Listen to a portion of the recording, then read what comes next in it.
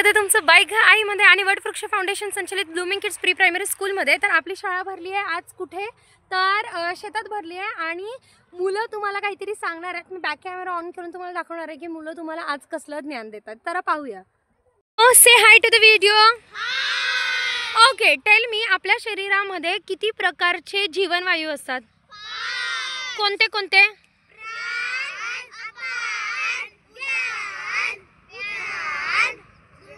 समान म्हणजे कोणते कोणते? प्राण, अपान, उदान, व्यान, समान। ओके, प्राण म्हणजे काय?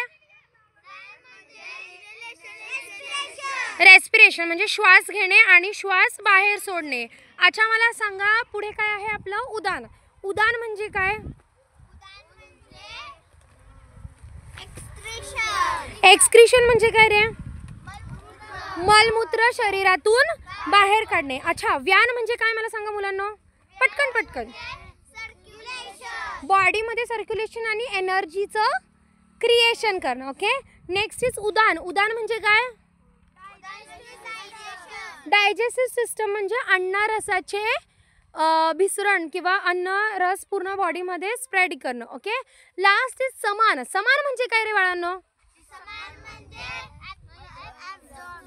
फूड मधून जी एनर्जी भेटते त्या फूडच्या एनर्जीचं ॲब्झॉर्प्शन करणं आणि ब्लड मध्ये काय करणं?